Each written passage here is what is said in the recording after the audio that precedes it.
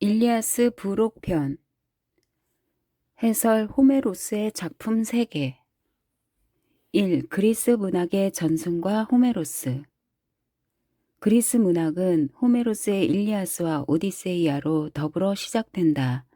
그렇다면 그리스 문학이 다른 민족들의 문학처럼 어둠에 쌓인 먼 옛날부터 시작해 점차적으로 확고한 형식과 선명한 내용을 갖추게 된 것이 아니라 이토록 밝고 원숙한 문학 작품으로 시작된 까닭은 무엇일까? 그리고 고대 그리스 문학이 호메로스의 세련된 서사시들에 이르기까지 반드시 거쳤어야 할 거칠고 투박한 전 단계들이 알려지지도 보존되지도 않은 까닭은 또 무엇일까? 고대의 문학 작품들 가운데 지금까지 남아있는 것은 크게 2가지로 나눌 수 있다. 첫째는 결코 멸실된 적이 없는 작품들이고, 둘째는 일단 잊히거나 없어졌다가 다시 발견된 작품들이다. 고대 바빌로니아 문학과 고대 이집트 문학 등이 후자에 속한다. 이 경우 어떤 작품이 살아남을지를 결정하는 것은 전적으로 우연에 달렸으며 작품의 내적 가치에 따른 선택의 여지는 없다. 그러나 이와는 달리 그리스 문학은 처음부터 현재까지 꾸준히 많은 작품들이 독자와 필사자와 출판업자를 거느리고 있었던 점으로 미루어 한 작품의 생존 여부를 결정하는 것은 물리적 보존이라는 우연에 달린 것이 아니라 그 작품에 대한 독자들의 지속적인 관심이라고 할 수 있다. 이런 과정을 거쳐 호메로스의 2 서사시를 비롯해 현존하는 그리스 문학의 작품들이 오늘날까지 전해 내려온 것이며, 그 밖의 다른 작품들은 고대 또는 중세의 어느 시기에 독자의 관심 밖으로 완전히 밀려남으로써 없어지고 말았다. 그러나 없어진 작품이라도 그 일부가 현존하는 작품에 단편적으로 인용되어 그리스 문학의 모습을 아는 데 중요한 자료가 되고 있다. 그래서 이런 단편들은 오늘날 아주 조심스럽게 수집, 정리되고 있지만 자료를 수집하는 데에는 역시 한계가 있다. 그런데 약 100년 전부터 그리스 문학의 새로운 보고가 발견되었으니 이집트에서 파피루스 텍스트가 대량으로 출토되어 그 정리 작업이 출토 작업을 따라가지 못할 정도이다. 그중 대부분은 계산서나 편지 따위의 비문학적인 것이지만 일부는 서적의 필사본이며 또 그중 일부는 고대 그리스 문학 텍스트들이다. 그리하여 인류는 사포, 알카이오스, 알크만, 바퀴리데스, 핀다루스의 서정시 단편들을 그리스 문학의 목록에 새로 추가할 수 있게 되었다. 그러나 이집트에서 출토되고 있는 그리스 문학에 관한 파피루스 단편들은 일러야 기원전 4세기 말에 쓰여진 것들이다. 바로 이 시기에 이집트의 헬레니즘화가 시작되었기 때문이다. 그러므로 그때까지 그리스인들 자신에 의해 보존되고 전승되지 않은 그 이전의 문학 작품들은 완전히 멸실되었다. 어떤 작품이 살아남을지를 처음으로 결정한 것은 그리스인들 자신인데, 그들의 검열 기준은 다른 민족의 검열 기준과는 판이하다. 다른 민족들은 먼 옛날부터 내려오는 훌륭한 기록들을 첨삭하지 않고 본래대로 충실히 보존한 반면, 그리스인들은 문자의 마력에 대한 신앙을 거부했으므로 언제 어디서나 필요에 따라 새로운 표현 방식을 발견했기 때문에 전승되어 온 것에 새로운 의미 해석을 더했다. 그러므로 그들에게는 모든 것이 언제나 유동적인 상태였다. 더구나 호메로스 이전 시기에는 한 예술가의 독창적인 문체가 아니라 오직 작품의 질에만 가치를 부여한 까닭에 어떤 텍스트든 자구를 고치지 않은 채 그대로 보존하는 일은 없었다. 한 가지 예외가 있다면 어떤 예술 장르가 자연적 종말에 가까워졌을 때였다. 더 이상 창조적인 진화를 기대할 수 없는 쇠퇴기에 접어들었을 때에만 역사적인 변화에 제동을 걸고 문학 작품들을 현재 당시 그대로 후세에 전하는 것이 의미 있는 일이기 때문이다. 이런 이유에서 그리스인들은 근원적이고 원시적인 것은 아무것도 보존하지 않았다. 이를테면 그들에게는 주술 문학이나 원시적인 서정시가 전혀 없다. 그 대신 그들의 국민 문학은 초창기의 주도적인 문학 장르였던 서사시가 절정기를 지나 쇠퇴기에 접어든 시점에서 시작된다. 바로 여기에 그리스 문학이 호메로스로 더불어 시작되는 까닭이 있으며, 그런 의미에서 호메로스는 그리스 문학의 창시자인 동시에 완성자라고 할 수 있다. 2. 서사시권 서사시와 호메로스. 고대 그리스의 수많은 영웅 서사시 가운데 지금까지 온전히 남아있는 것은 일리아스와 오디세이아 두 편뿐이다. 이 두 편의 서사시는 각각 1만 5천 행과 1만 2천 행 정도의 방대한 분량이지만, 이른바 서사시권이라는 큰 전체 중에서 트로이아 서사시권이라는 한 부분의 일부이다. 트로이아 서사시권은 하나의 통일된 전체를 이루는 8편의 서사시들로 구성되어 있는데, 그중 첫 번째인 퀴프리아는 이른바 파리스의 심판부터 그리스군의 트로이아 도착까지를 다루고, 그 두 번째가 일리아스이다. 세 번째인 아이티오피스는 아킬레우스가 여인족 아마조네스의 여왕 펜테실레이아와 아이티오페스족의 왕 멤논을 죽이고 나서 자신도 아폴론 또는 파리스가 쏜 화살에 죽는 장면을 노래한다.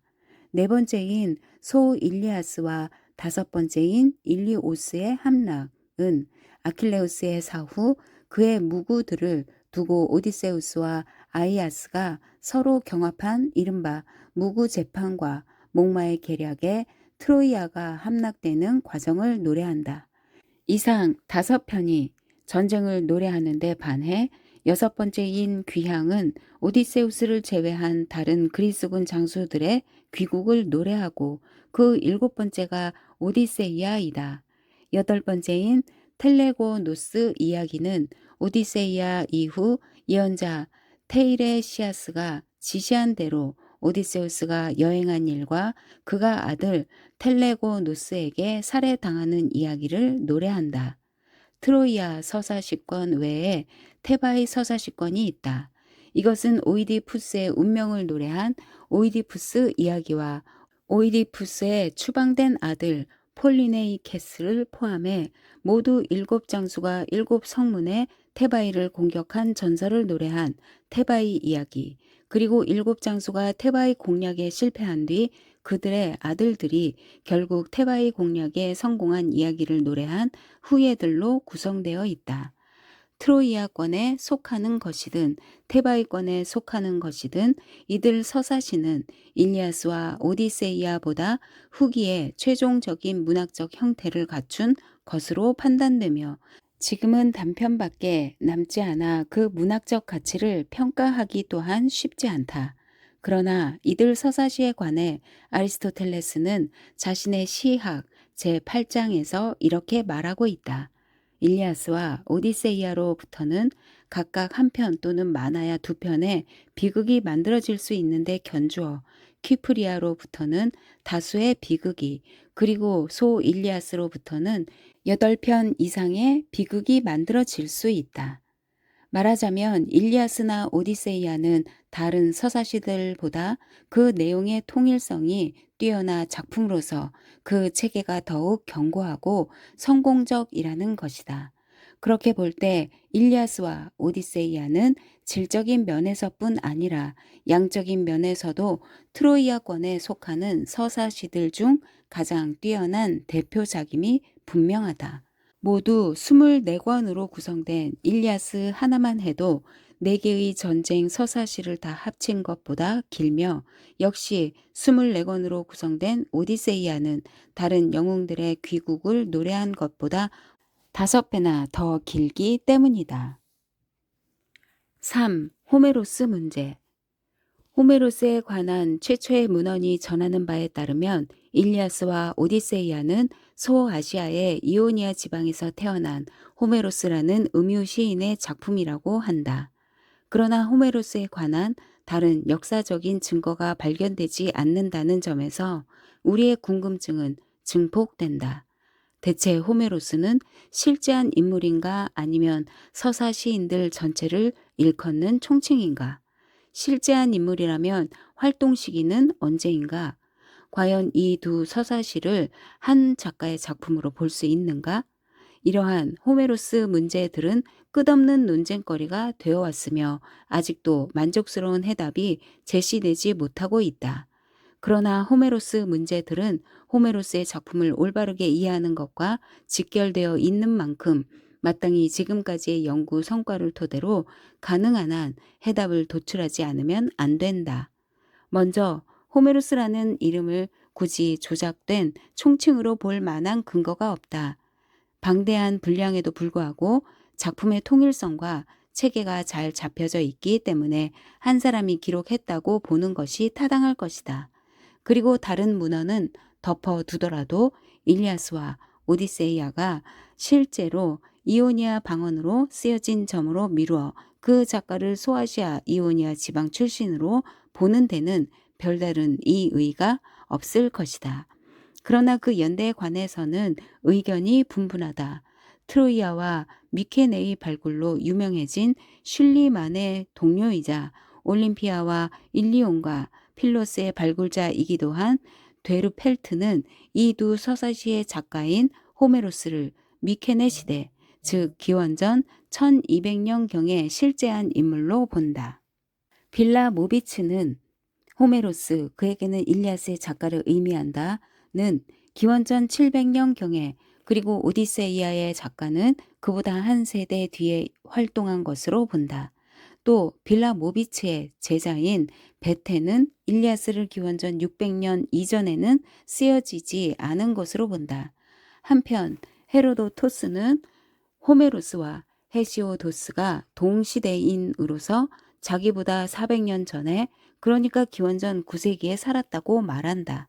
그러나 오늘날의 호메로스 학자들은 다각적인 문화사적, 언어사적 연구를 토대로 호메로스가 활동한 시기를 대개 기원전 8세기 말로 보고 있다.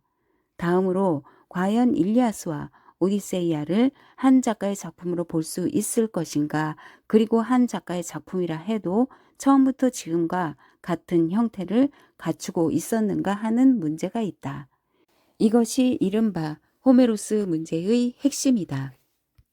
지금까지 끝없는 논쟁거리가 되어 왔으며 오늘날에도 논쟁은 계속되고 있다.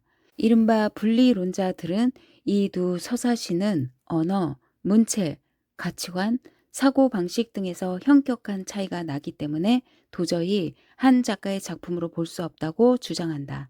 특히 일리아스는 작품 내의 여러 부분들이 상당한 시간 간격을 느끼게 하는 점으로 미루어 지금부터 지금과 같은 형태를 갖춘 것이 아니라 이른바 원 일리아스의 후세 사람들이 조금씩 다른 이야기들을 덧붙여 지금과 같은 형태로 불어나게 되었다는 것이다. 이미 알렉산드레이아 시대부터 제시된 이러한 가설은 근대에 이르러 볼프의 호메로스 서설에 의해 비로소 이론적으로 뒷받침된다. 그 뒤 이 가설은 헤르만에 의해 계승되었으며 그와 동시대인인 라우만은 니벨룽의 노래에서 암시를 받아 일리아스를 16개의 개별적인 리트로 분해하기에 이른다. 그러나 리트와 서사시는 양의 문제는 차치하고라도 그 본질에서 상이한 장르라는 점이 다름 아닌 독일 문학계 내에서 강조됨에 따라 그의 이론은 심각한 타격을 입는다. 그러자 이번에는 일리아스는 리트가 아니라 서로 다른 크기와 가치를 가진 소 서사시들로 구성되어 있다는 가설이 이를 대신하게 된다. 이 가설은 처음에 키르히호프의 오디세이아 분석에서 나왔지만 곧 일리아스에 대해서도 지배적인 견해가 되었다. 그러나 이러한 가설들이 납득할 만한 증거를 바탕으로 체계적인 이론을 정립하지 못하자 이러한 분석적인 실험에 염증을 느낀 나머지 일리아스와 오디세이아를 호메로스라는 한 시인의 작품으로 보려는 경향이 다시 고개를 들었다. 이러한 가설에 처음으로 본격적인 이론적 토대를 제공한 사람은 바우러이다. 그 뒤 이 가설은 샤데 발트에 의해 계승 발전된다. 이른바 이들 통합론자의 논지는 일리아스와 오디세이아처럼 100년 전 동안 구전되어 내려온 수많은 이야기들을 한 그릇에 담으려면 그 방대한 분량과 거창한 구상 때문에라도 짤막한 작품처럼 이음새 없이 매끈하게 이어 붙이기는 사실상 불가능하다는 것이다. 또한 서사시는 그 특성상 항상 바깥 세상에 대해 개방적이고 다른 영역에 속하는 이야기들까지 자신 속으로 끌어들이려는 경향이 강하기 때문에 그 공학이 여느 장르와는 다르다는 점을 감안해야 한다는 것이다. 샤데 발트 이후 한동안 분리론은 완전히 자취를 감추는 듯 하더니 그것도 잠시 최근 수십 년간 분리론은 종전과 같은 논지를 다시 주장하고 있다. 이처럼 서로 납득할 만한 결정적인 증거를 제시하지 못하는 한 양자 간의 논쟁은 앞으로도 끝없이 이어질 것이다. 호메로스는 영원을 향해 자신의 작품을 던져놓고는 아무 말이 없기 때문이다. 4. 서사시의 기원과 발전. 앞서 말했듯이 호메로스는 후대의 문학에 창조적인 활력을 불어넣었다는 점에서 그리스 문학의 창시자라고 할 수 있지만 또한 한 시대, 이른바 서사시 시대를 마무리한 완성자이기도 하다. 호메로스의 양대 서사시는 소재 측면에서 창작이 아니라 구전되어 내려오던 여러 가지 전설들의 최종적인 형태를 부여한 것에 지나지 않는다. 그래서 우리는 호메로스의 독창성을 논할 때 작품의 소재가 아니라 그것을 다루는 솜씨, 이를테면 플롯, 문체, 오묘한 표현, 인생의 깊이를 꿰뚫어 보는 통찰력 따위를 논의의 대상으로 삼는다. 그러나 호메로스는 이 분야에서도 전통적인 유산을 많이 활용하고 있다. 호메로스의 작품이 고대 그리스의 서사시라는 문학 장르가 절정기를 지나 쇠퇴기에 접어들었을 때 완성되었다고 보는 이유는 바로 이러한 점 때문이다. 그렇다면 호메로스 이전의 서사시들은 어떤 형태를 띠고 있었으며 어떻게 생겨난 것일까? 이 문제에 대해서는 비교 문학에 의한 접근도 가능하겠지만 역시 호메로스의 작품 자체에서 해답을 구하는 것이 최선일 것이다. 이 문제와 관련해서라면 극히 제한되어 있기는 하지만 호메로스의 작품이 가장 신빙성이 높기 때문이다. 호메로스의 양대 서사시는 모두 영웅들의 행적을 노래하는 장면을 보여주지만 그 양상은 서로 다르다. 일리아스에서는 아킬레우스가 전우 파트로클로스와 단둘이 있는 자리에서 자신의 울적한 마음을 달래기 위해 손수 포르밍크스라는 발현 악기를 연주하며 전사들의 행적을 노래하는데 오디세이아에서는 가인들이 등장해 청중을 위해 인간들과 신들의 업적을 노래한다. 파이아케스족의 궁전에서 노래하는 데스도코스와 구원자들의 취응을 도두기 위해 노래하는 페미오스는 이미 자신을 위해 노래하는 것이 아니라 청중을 위해 청중의 요구에 따라 노래하는 전문적인 직업 가인이다. 이처럼 옛 시대를 그리고 있는 일리아스에서는 아킬레우스가 자신을 위해 노래를 부르는 데 반해 그보다 나중 시대를 그리고 있는 오디세이아에서는 직업 가인이 청중을 위해 노래하고 있다는 점을 고려할 때 옛날에는 회중 가운데 누구든 재능 있는 사람이 노래를 불러 한 자리에 모인 사람들을 즐겁게 했지만 세월이 흐르면서 노래에 필요한 여러 가지 기술을 몸에 익히고 뛰어난 기억력을 겸비한 직업 가인이 등장해 궁전 같은 곳에서 연회의 흥을 돋우기 위해 노래하게 된 것으로 생각된다. 무엇보다도 일리아스에서는 직업 가인에 관한 언급이 나오지 않는다는 사실이 이를 뒷받침한다. 그러나 이 직업 가인은 그 후 언제인지는 확실하지 않지만 음송자에 의해 대치된다. 음송자는 직업 가인이 손에 악기를 들고 노래한 것과는 달리 손에 지팡이를 들고 서창조로 낭송하는 것이 특징이다. 비록 후기 고전주의 시대의 작품이긴 하지만 플라톤의 이온에서 이들의 생생한 모습을 엿볼 수 있다. 그리하여 노래는 낭송이 되고 노래에 적합한 간단한 운율은 서사시에 적합한 복잡하고 긴 헥사메터가 되고 짤막한 영웅 창가는 대하처럼 도도히 흐르는 영웅 서사시로 변모하기 시작했던 것이다. 그러나 음송자들이 심어놓은 어린 묘목이 일리아스와 오디세이아라는 거대한 묘목이 될 때까지는 여러 세대에 걸쳐 수많은 변화, 즉 내용의 심화, 양의 확대, 언어의 조탁 등이 요구되었을 것으로 생각된다. 5. 언어와 문체. 그리스의 다른 문학 장르들, 예컨대 합창 서정시에서는 도리 에이스족 방언이, 비극과 희극의 대사에서는 아티케 방언이, 역사서에서는 이오니아 방언이 주로 많이 쓰이듯 호메로스의 서사시들에서도 독특한 방언이 사용되고 있다. 그것은 이오니아적 요소들과 아이올리스적 요소들이 혼합된 방언으로 실생활에서는 사용된 적이 없고 오직 서사시에서만 사용된 독특한 문어이다. 이러한 서사시적 방언이 형성된 데에는 예술의 내면적인 법칙 이외에도 역사의 우연이 중요한 역할을 한 것으로 보인다. 서사시는 앞서 말했듯이 그리스 본토에서 싹 텄지만 본격적으로 개발되어 완숙한 경제에 이른 곳은 소아시아 서해안과 그 앞바다에 있는 섬들이다. 기원전 12세기경 그곳에는 그리스의 여러 종족들이 이주해 살고 있었는데 북쪽에는 아이올레이스족이, 그 남쪽에는 이오네스족이, 그리고 그 남쪽에는 도리에이스족이 자리 잡았다. 그런데 서사시적 방언의 밑바탕을 이루는 것은 아이올리스 방언으로 서사시는 먼저 소아시아의 북부 지방에서 계승 발전되다가 그 뒤 이오니아인들에 의해 더욱 개발된 것으로 생각된다. 호메로스 역시 이오니아인으로 알려져 있다. 그리하여 서사시적 언어에 이오니아 방언이 유입되어 독특한 혼합어가 생겨난 것이다. 시간이 흐르면서 이오니아적 요소가 우위를 차지하게 되었지만 그렇다고 해서 아이올리스적 요소가 완전히 배제된 것은 아니다. 그 까닭은 모두 이오니아 방언으로 옮길 경우 옛것만이 가질 수 있는 위험과 품위가 손상될 우려가 있고 또 운율의 법칙에 따라 이미 만들어진 문구들을 이오니아 방언으로 대치하기가 쉽지 않은 때문이 아닌가 생각된다.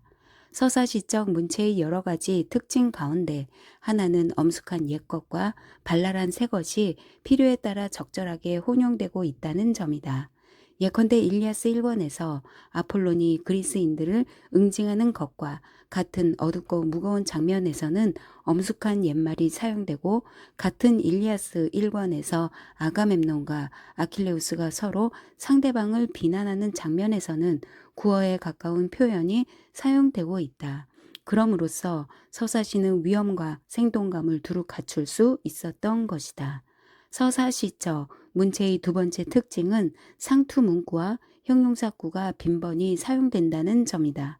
특히 시행의 첫 부분이나 끝 부분에서 어떤 상투 문구들이 반복적으로 사용되며 음식을 나눠 먹는 절차라든가 재물을 바치는 순서, 무장을 갖추는 장면 등에서는 시행 전체 때로는 여러 행의 식구가 글자 하나 다르지 않게 그대로 반복해 사용된다. 아킬레우스에게는 그가 싸우지 않고 막사 안에 앉아 있을 때도 준족이라는 형용사구가 사용되고 함선들은 육지에 끌어올려져 있을 때도 여전히 빨리 달리는 함선들이라 표현된다. 또 어떤 형용사구는 하나의 격으로만 사용된다. 형용사구와 시행의 첫 부분이나 끝 부분에서 볼 수 있는 이러한 짧은 상투 문구들은 운율의 규칙을 맞추는 일종의 규격품으로 빈번히 사용했을 것이다. 이러한 반복과 규칙은 필경 서사시의 낭송에도 큰 도움을 주었을 것이다. 그러나 무엇보다도 중요한 것은 같은 것을 반복하는 행위가 불안정하고 유동적이며 일시적인 것에 안정성과 항구성과 본격적인 의미를 부여한다는 점이다. 서사시적 문체의 세 번째 특징은 추상적인 표현이 전혀 사용되지 않고 모든 표현이 생생한 감각적 인상을 반영한다는 점이다. 예컨대 호메로스의 서사시는 시각행위에 대해 9가지 동사를 사용하는데 거기에는 거리낌 없이 보는 것부터 조심스럽게 살피는 것까지 온갖 뉘앙스가 다 내포되어 있다. 또한 바다에 대해서도 추수할 수 없는 바다, 습한 바닷길, 짠 바닷물 등 다양한 표현을 보여준다. 이러한 표현들은 사물을 그것이 활동하는 모든 국면에서 포착함으로써 우리의 의식 세계를 확대하고 심화해준다. 다음 특징은 호메로스의 서사시들이 진부하고 저속적인 것을 되도록 피하고 등장인물들과 그들의 행위를 의도적으로 이상화하고 있다는 것이다. 이러한 경향은 특히 일리아스에서 두드러지는데 먼 옛날을 배경으로 하는 일리아스에서는 작가와 대상 사이의 거리를 유지하기가 한결 쉽기 때문이다. 일리아스의 영웅들은 언제나 고기를 구워 먹고 이미 철기 시대를 살던 청중과는 달리 청동제 무장을 갖추고는 말 등이 아니라 전차를 타고 싸운다. 그들은 요즘 사람들 같으면 도저히 해내지 못할 힘든 일들을 손쉽게 해치운다. 또한 서사시는 이오니아 지방에서 오랜 원숫기를 거쳤음에도 그리스인들이 소아시아로 이주한 역사적인 사실은 전혀 언급하지 않고 이주하기 이전에 그리스 본토와 그 도시들에 관해서만 이야기한다. 일리아스에서는 자연도 이상화되어 있다. 그곳에는 여름도 겨울도 없고 궂은 날씨와 폭풍도 없다. 트로이아 들판은 일상생활의 무대가 아니라 영웅들의 전쟁 무대에 지나지 않으며 영웅들이 돌을 던지고 싶다면 그 곁에는 언제든 던질 만한 돌이 놓여 있다. 그들은 전쟁터에서 가벼운 부상을 입거나 그 자리에서 죽을 뿐 큰 부상을 입고 서서히 죽어가는 일은 결코 없다. 이러한 이상화 및 상고적 경향은 서사시인들이 몰락해가는 귀족 계급의 요청에 따라 이들의 영광스러운 과거를 미화한 데도 까닭이 있겠으나 그보다는 서사시 자체가 본질적으로 위대한 인물들을 노래한 영웅시이며 따라서 일상의 지평 위에서는 존립할 수 없기 때문이다. 일리아스보다 일상에 가까운 오디세이아와 더불어 그리스의 서사시가 서서히 막을 내린 까닭도 바로 여기 있다. 끝으로 호메로스의 비유들에 관해 말하자면 호메로스의 비유들은 영웅세계의 테두리를 벗어나 일상세계로 내려오는 일종의 통로이다. 호메로스는 서술자의 시각에서 이야기를 엮어 나가면서도 비유에서는 자신의 경험 세계에서 자신의 목소리로 이야기함으로써 다양성과 생동감을 얻는다. 여기에는 서민들의 애환과 마음껏 제 기능을 발휘하는 동물들과 꽃이 만발했다.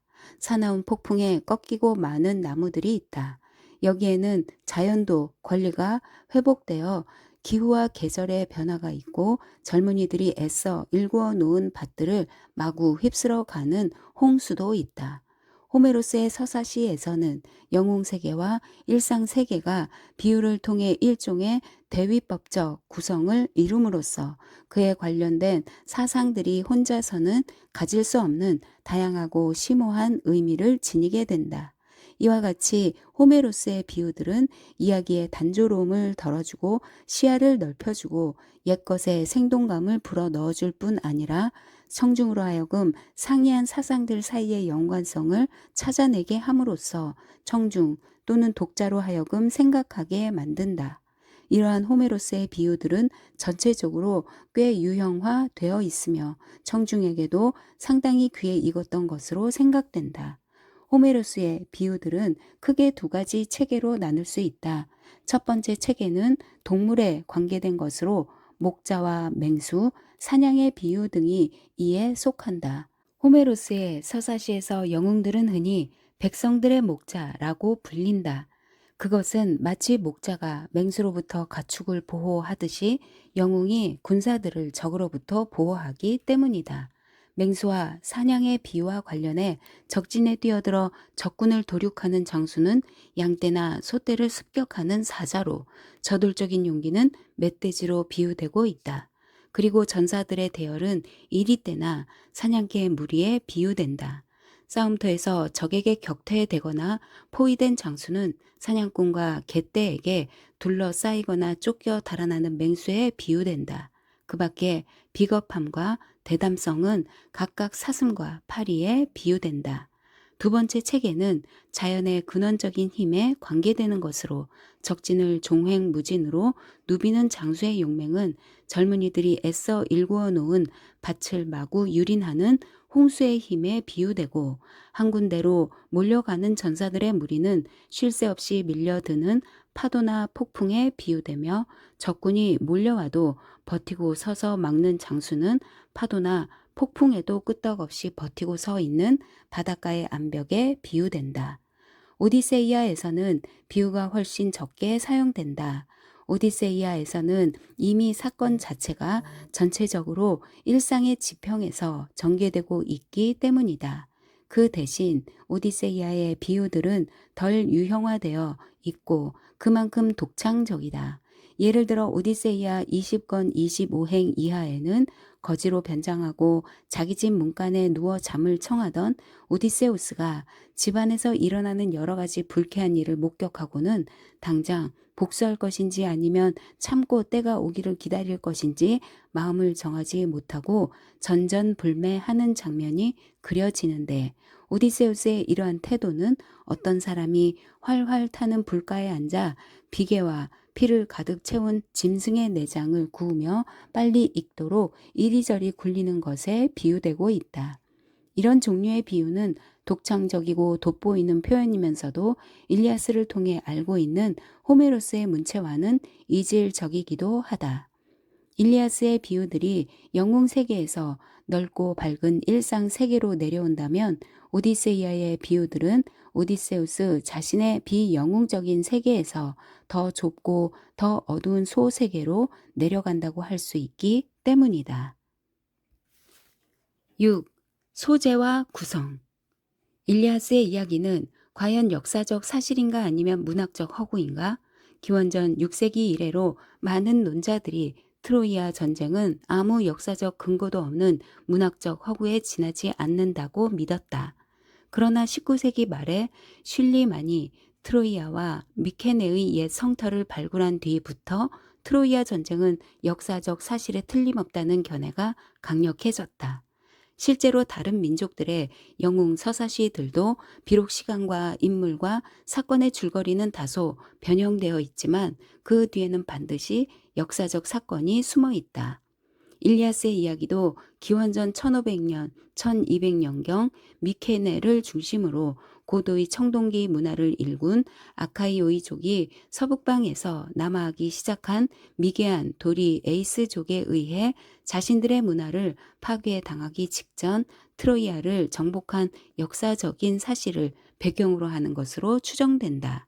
그리고 고고학계의 연구 결과 트로이아에서 발굴된 여러 층의 주거지 가운데 주거지 빌라는 기원전 1250년경 외부 침입자에 의해 파괴되었음이 입증되었는데 이것은 그리스의 여러 기록들이 트로이아 전쟁이 일어났다고 한 연대와 정확히 일치한다. 따라서 아카이오이족이 그 뒤 도리 에이스족에게 밀려 에게해의 여러 섬들과 소아시아의 해안 지방으로 이주하게 됐을 때 자신들의 토착적인 구전 문학도 함께 가져가 그것을 바탕으로 서사시를 만들어낸 것으로 봐야 할 것이다. 일리아스의 배경을 이루는 트로이아 전쟁이 역사적 사실이라 해도 거기에 등장하는 개개의 인물들과 사건들이 과연 어디까지 역사적 사실인지는 알 수 없다. 지금까지의 연구 결과에 따르면 일리아스는 트로이아 전쟁이라는 핵심적인 사건의 문학적 허구와 시대와 장소를 달리하는 여러 전설들이 상당수 첨가됨으로써 세월이 흐르면서 그 규모와 분량이 점점 방대해진 것만은 확실해 보인다.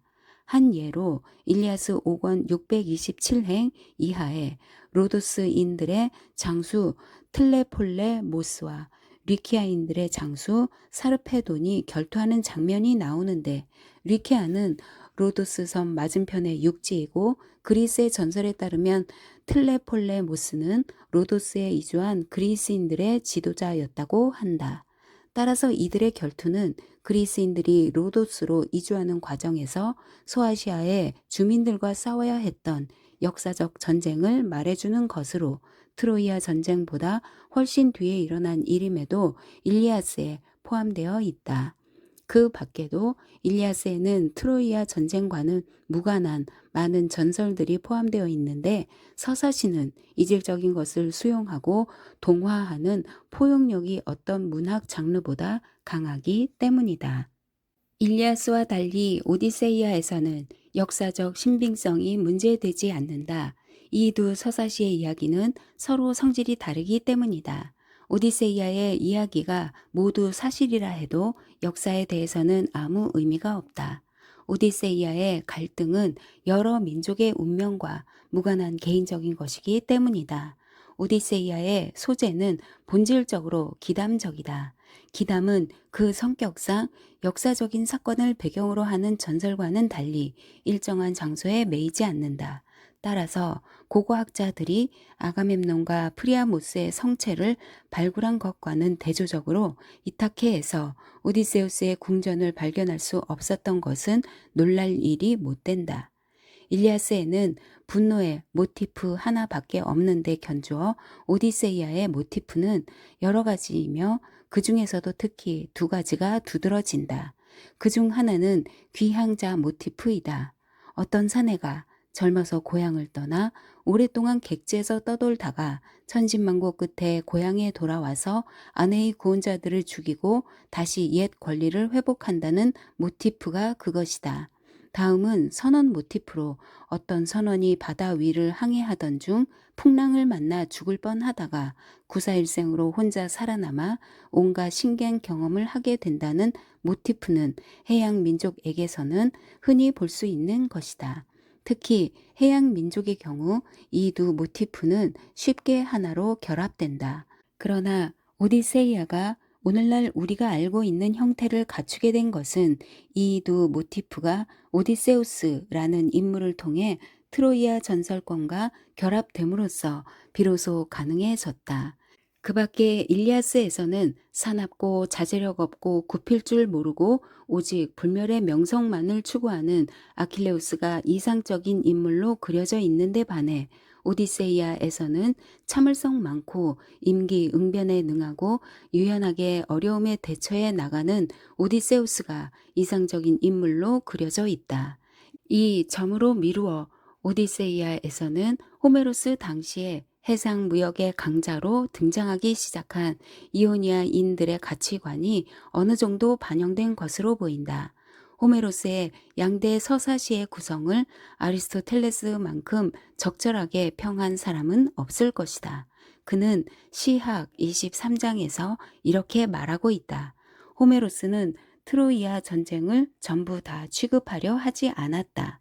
그는 전체에서 한 부분만 취했으며 그 밖에 많은 사건들은 사파로 이용되고 있다.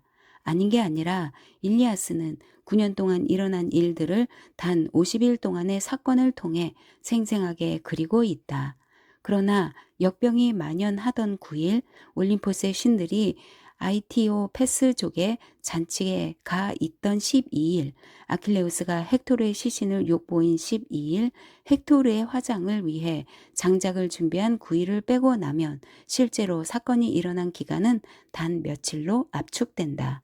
이토록 짧은 기간의 사건을 통해 트로이아 전쟁의 전말을 생생하게 그리기 위해 호메로스는 두 가지 방법을 사용하고 있다.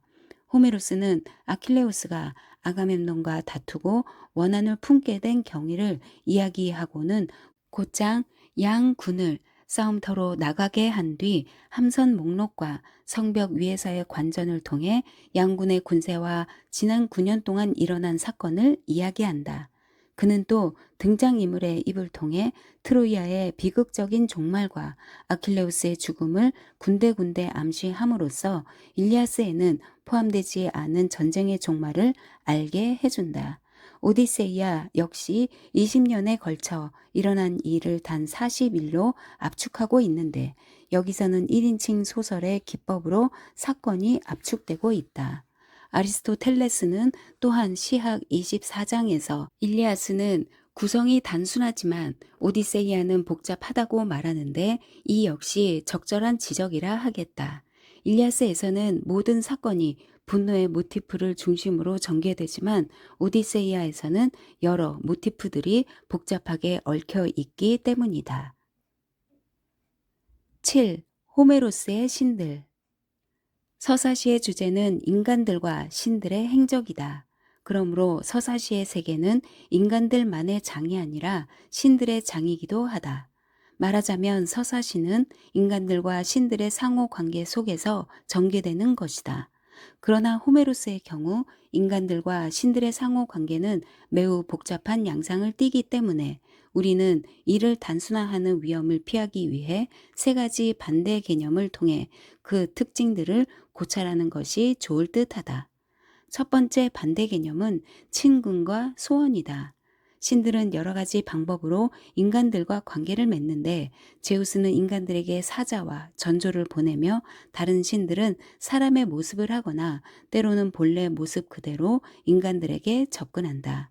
예컨대 일리아스 5권에서 디오메데스가 용전 분투하다가 부상당하고 지쳐 앉아있자 그를 총애하는 아테나 여신이 다가가 먼저 그를 나무란 다음 도움을 약속하면서 분발케 한다.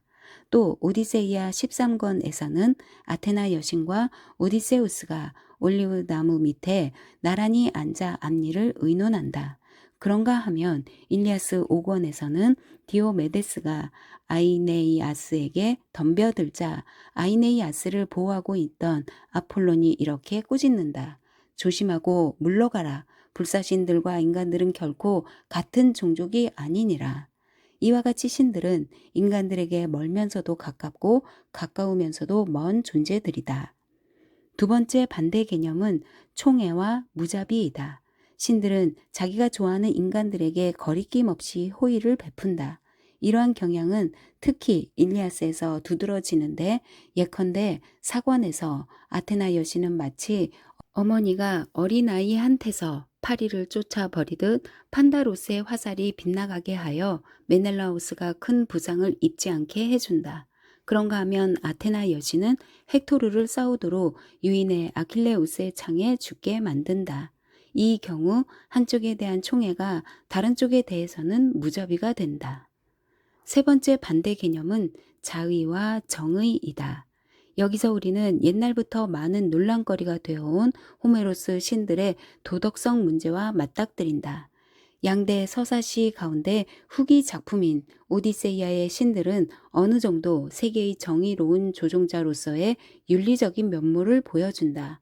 그러나 일리아스의 신들은 사소한 이해관계 때문에 편을 갈라 인간사에 개입하는가 하면 자기들끼리 서로 속이고 싸우다 때로는 다치기까지 한다. 적어도 도덕적인 측면에서 그들은 인간들보다 별로 나을 게 없다. 신들의 이러한 부도덕한 행위는 기원전 6세기의 철학자 크세노파 네스를 비롯해 많은 경건한 사람들의 불쾌감을 자아내기도 했다. 호메로스 신들의 그러한 부도덕성은 과연 어떻게 설명할 수 있을까? 이 문제는 사회학적인 측면에서 고찰해야 웬만큼 해답을 얻을 수 있다. 역사적으로 볼 때 서사시는 귀족 계급을 위한 문학이다. 그러므로 서사시는 귀족 계급의 보편적인 모럴 수준을 넘어설 수도 없고 넘어서도 안 된다. 이 점에서는 신들도 마찬가지다. 서사시의 신들은 윤리적인 신들이 아니라 아무런 도덕적 제약도 받지 않는 자유롭고 충만한 삶을 누리는 좀 더 위대한 인간들에 지나지 않기 때문이다. 일리아스에서 볼 수 있는 신들의 부도덕성은 마치 신들이 인간들보다 우월한 존재인 듯 귀족 계급은 평민 계급보다 우월한 존재라는 것을 보여주기 위해 귀족 계급이 자신들의 생활 태도를 의도적으로 이상화한 데서 비롯된 결과로 봐야 한다. 이 경우 평민 계급에 대한 귀족 계급의 우월성이 그러하듯 인간들에 대한 신들의 우월성도 도덕성에 근거하지 않는다. 그러나 호메로스의 신들이 전적으로 부도덕한 것만은 아니다. 일리아스 16권 386행 이하에서 신들을 두려워하지 않고 법을 왜곡하여 재판하는 인간들을 응징하려고 제우스가 포구를 내리는 장면이 나오는데, 이는 헤시오도스의 디케를 떠올리게 한다. 그 밖에도 트로이아가 파리스의 죄가로 멸망하게 된다는 것이 군데군데 암시되어 있다. 그리고 앞에서도 말했듯이 오디세이아에서는 세계의 정의로운 조종자로서의 윤리적인 면모를 도처에서 발견할 수 있다. 호메로스 신들의 또 한 가지 특징은 그들의 성격이 추상적이지 않고 매우 개성이 넘친다는 점이다. 위대한 신일수록 그 기능에서 해방된 자유로운 개성이며, 저급한 신일수록 자연의 근원적인 힘의 단순한 신격화에 지나지 않는다. 올림포스의 신들은 오랜 역사를 가지고 있다. 그러나 시대적, 사회적 변천에 따라 신들과 인간들의 관계도 변화해 왔다. 귀족 계급의 사회적 기반이 확고하던 시대와 귀족 계급이 몰락하고 새로운 평등 사회가 등장하기 시작하던 시대의 신과는 서로 달라야 했다. 말하자면 호메로스보다 약 1세대 뒤에 활동한 것으로 추정되는 헤시오도스와 그 후의 비극 작가들은 호메로스의 신들을 비관적으로 볼 수밖에 없었고, 더욱 윤리적인 신들을 그려냈다. 이러한 차이는 호메로스의 두 서사시에서도 보인다. 오디세이아의 신들이 일리아스의 신들보다 윤리적인 것은 평민 계급에 대해 좀 더 개방적인 오디세이아에서는 다가오는 새 시대의 가치관이 유입될 여지가 있었지만, 전적으로 귀족 계급의 장인 일리아스에서는 귀족 계급의 낡은 가치관이 의도적으로 이상화되어 있기 때문이다. 8. 호메로스적 인간. 서사시의 등장인물들은 저마다 어떤 특징을 갖고 있으며, 그러한 특징들은 그들의 행위로 나타난다. 그러나 그러한 개별적인 특징에도 불구하고 그들은 마치 한 가족의 구성원들처럼 어떤 공통점이 있다. 호메로스적 인간의 특징은 과연 무엇인가? 흔히들 호메로스적 인간은 소박하다고 한다.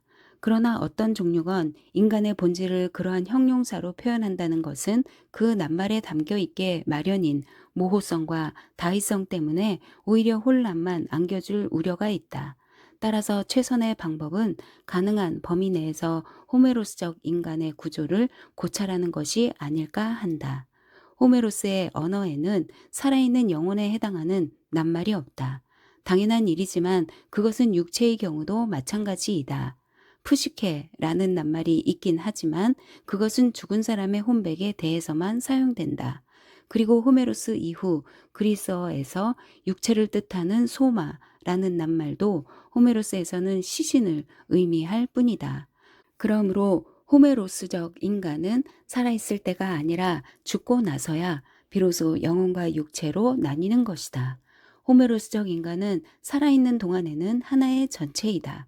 이 전체는 여러 가지 부분 또는 기관으로 이루어져 있지만 그것은 어디까지나 전체로서의 인간에 속하는 기관들이다. 예컨대 팔이 육체의 부분이 아니라 전체로서의 인간의 부분이듯, 감정의 기관인 티모스 또한 영혼의 기관이 아니라 전체로서의 인간에 속하는 기관이다. 그러므로 호메로스적 인간은 행동할 때는 나라는 말 대신 흔히 나의 팔이라고 생각할 때에는 나라는 말 대신 흔히 나의 티모스라 한다. 이것은 곧 호메로스가 인간을 존재로서가 아니라 행동 속에서 포착한다는 것을 의미한다. 호메로스의 언어는 감정과 사고의 여러 가지 기관들을 구분하는데, 티모스는 감정과 기분을, 프레는 분별력과 사고를, 노우스는 지혜와 계획을 관장한다. 호메로스적 인간은 우리 시각에서 볼 때 그 구조가 놀랄 만큼 단순하다. 어떤 부분 또는 기관이 행동하거나 고통받으면 인간 전체가 행동하거나 고통받는다. 그러므로 감정과 행동 사이에 갈등이 있을 수 없다. 예컨대 포보스라는 낱말은 공포와 폐주를 동시에 의미하며, 트레오라는 낱말은 동시에 두려워하다와 달아나다라는 의미로 쓰인다. 그리고 누구든 슬픈 일을 당하면 눈물을 흘린다. 말하자면 호메로스적 인간은 햄릿처럼 의지와 행동 사이에서 갈등을 느끼지 않는다. 그의 의지에는 이미 행동이 포함되어 있기 때문이다. 이처럼 의지가 지체 없이 행동으로 옮겨질 경우 인간은 그의 행동과 일치하며 그의 행동에 의해 완전히 파악될 수 있다. 그에게는 어떤 숨겨진 내면성 같은 것이 있을 수 없기 때문이다.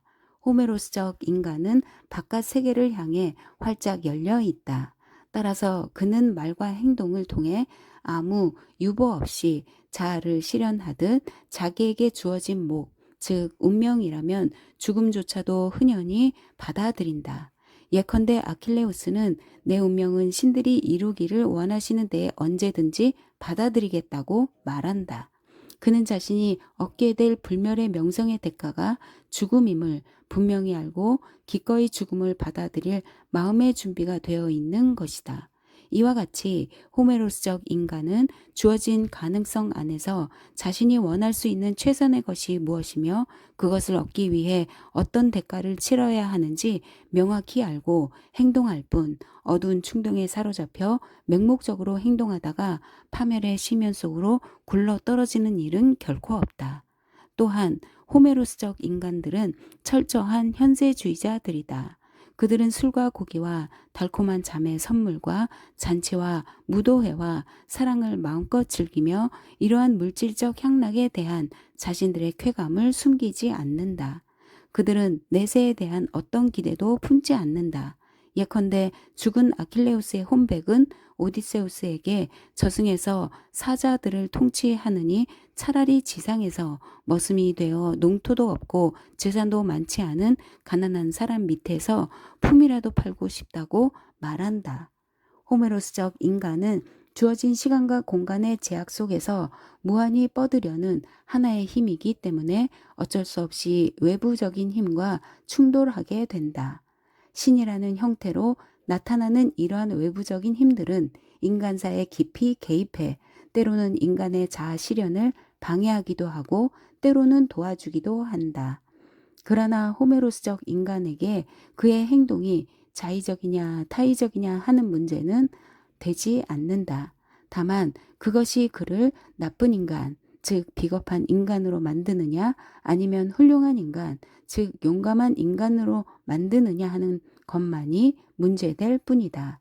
그가 온갖 고난과 죽음을 무릅쓰고 최선을 다해 추구하는 것은 오직 명성뿐이다. 명성만이 모든 것을 보상해주기 때문이다. 인간에게 자신의 참 모습을 비추어질 수 있는 양심이라는 개념이 아직 없던 상황에서 동시대인들과 후세 사람들의 평판이야말로 유일한 가치 척도였던 것이다.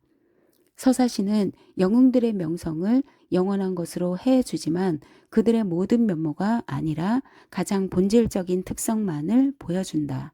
다시 말해 서사시는 인간의 보편적인 가능성을 구체화한 원형들을 만들어내는 것이다.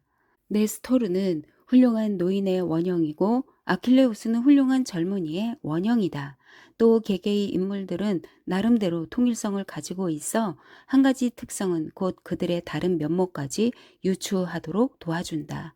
그리스군의 총수 아가멤논은 왕자다운 태도를 보일 뿐 아니라 용어도 뛰어나게 수려하고 테르시테스는 생김새도 못났을 뿐 아니라 행동도 비열하다. 이러한 통일성은 서술을 단순화하면서도 등장인물들에게 기념비적인 면모를 부여해 준다. 9. 오디세이아의 새로운 가치관과 서사시의 종말. 호메로스적 인간의 이러한 특징은 일리아스에서 특히 두드러진다. 오디세이아에서는 이미 그러한 인간상이 결정적인 변화를 보이기 때문이다. 일리아스의 주인공 아킬레우스는 자신의 분노 때문에 수많은 영웅들을 희생시킴으로써 자신의 가치를 입증하는 데 반해 오디세이아의 주인공 오디세우스는 온갖 어려움 속에서도 지혜와 끈기로 운명을 개척해 나감으로써 자신의 가치를 입증한다. 그러므로 일리아스가 오직 용기와 명성만을 추구하던 옛 가치관을 이상화했다면 오디세이아는 현실에 유연하게 대처해 나가는 새 시대의 가치관을 이상화하고 있다고 할 수 있다. 한마디로 아킬레우스가 이상주의자라면 오디세우스는 철저한 현실주의자이다. 따라서 오디세이아의 세계는 현실에 더 가까우며 이러한 리얼리즘은 어쩔 수 없이 작품 전체에 다른 성격을 부여하게 된다. 오디세이아에서는 일리아스에서와 달리 작가와 대상 간의 거리를 엄격하게 유지하기가 어려운 까닭에 지나친 양식화 또는 이상화의 경향도 줄어들 수밖에 없다. 그래서 오디세이아에서는 자연도 권리가 회복되어 오디세우스는 겨울과 폭풍에 시달려야 하고 거지와 서민들과 개도 등장한다. 거지로 변장한 옛 주인 오디세우스를 유일하게 알아본 것은 바로 그에게 아르고스였다. 오디세우스가 변장한 늙은 거지는 축적된 지혜의 상징이 아니라 도움을 필요로 하는 허약한 인간에 불과하다.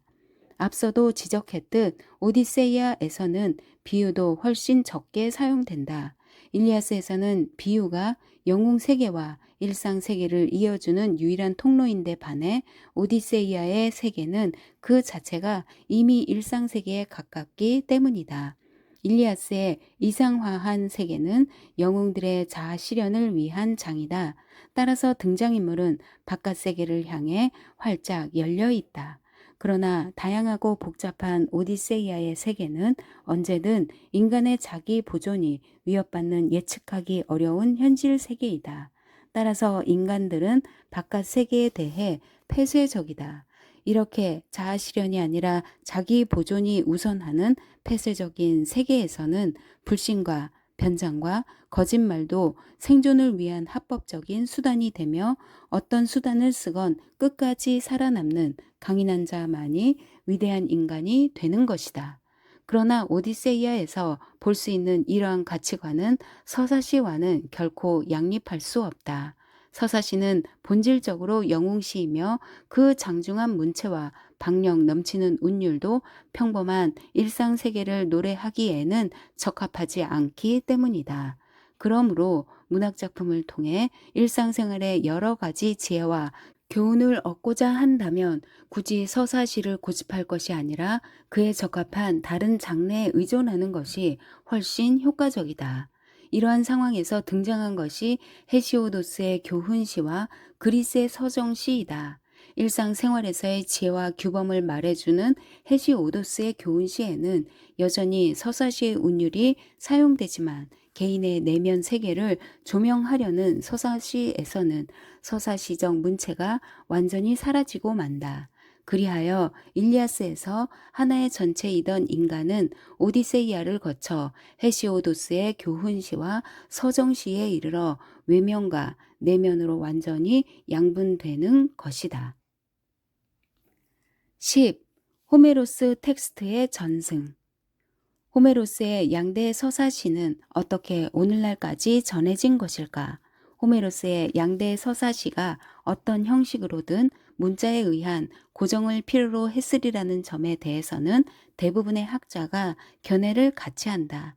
그러나 고대 그리스에 새로운 알파벳이 도입된 것이 기원전 8세기 초이므로 설사 호메로스가 고대 그리스에서 문자에 의해 작품이 고정된 최초의 시인은 아니라 해도 호메로스 당시 그러한 성문화는 아직 초보적인 단계를 벗어나지 못했을 것으로 짐작된다. 문자의 사용이 아직 생활화하지 못한 상황에서는 문학 작품이든 역사 이야기든 어디까지나 구송을 위해 쓰여진 것이지 독자에게 읽히기 위해 쓰여졌다고 볼 수 없기 때문이다. 따라서 호메로스 당시의 텍스트는 시인 또는 음송자들이 시를 낭송할 때 참고하기 위해 유오지만 기록해 두는 식의 간단한 것에 불과했으며 전승의 주체는 어디까지나 구전이었던 것으로 생각된다. 이렇게 텍스트가 완전히 고정되지 않고 유동적일 때에는 후기의 음송자들에 의해 새로운 내용이 첨가될 여지는 얼마든지 있으며 실제로 호메로스의 텍스트에서는 그런 부분을 쉽게 찾아낼 수 있다. 그렇다면 호메로스의 텍스트는 언제 본격적으로 쓰여진 것일까? 확실한 것은 알 수 없지만 현존하는 호메로스 텍스트가 본격적으로 쓰여진 것은 그 속에 아티케 방언이 섞여 있는 점으로 미루어 기원전 6세기 후반 참주 페이시스트라토스와 그의 아들들이 통치하던 아테나이에서 호메로스의 낭송이 국가적 제전인 판아테나이아 제의 일부가 되면서 텍스트의 검정이 요구되었을 때가 아닌가 생각된다. 물론 그 밖에도 각 지방마다 자구를 달리 읽는 여러 가지 텍스트들이 다수 전해졌다고 하는데 이를 통일한 사람은 알렉산드레이아의 학자 아리스타르코스이다. 그는 알렉산드레이아의 도서관에 소장되어 있던 여러 가지 텍스트들을 아테나이의 텍스트와 비교, 검토한 뒤 바르다고 믿어지는 교열본을 만들었는데 바로 이것이 현존하는 호메로스 필사본들의 원형인 것으로 추정된다. 그 이후로 로마 시대와 비잔틴 시대를 거쳐 르네상스 시대에 이르기까지 수많은 필사본들과 주석본들이 쓰여졌는데 일리아스의 필사본은 모두 188종이나 되고 오디세이아의 필사본은 그 절반에 조금 못 미친다. 일리아스의 필사본들 중에서는 10세기에 비잔티움에서 쓰여지고 현재 베네치아에 소장되어 있는 베네투스 454가 가장 무난한 것으로 알려져 있다. 현존하는 필사본들은 근래 출토되기 시작한 파피루스 단편들과 놀라울 만큼 내용이 일치해서 우리는 현존하는 필사본들이 고대 그리스인들의 필사본과 사실상 같은 것이라고 믿어도 좋을 것이다. 호메로스 텍스트는 1488년 피렌체에서 칼콘딜레스에 의해 초판이 나온 이후 오늘날까지 꾸준히 여러 종류가 나오고 있다. 그 중에서 일리아스는 먼로와 앨런의 교열본이 그리고 오디세이아는 앨런의 교열본이 가장 무난하며 둘 다 옥스퍼드 대학 출판부에서 간행하고 있다.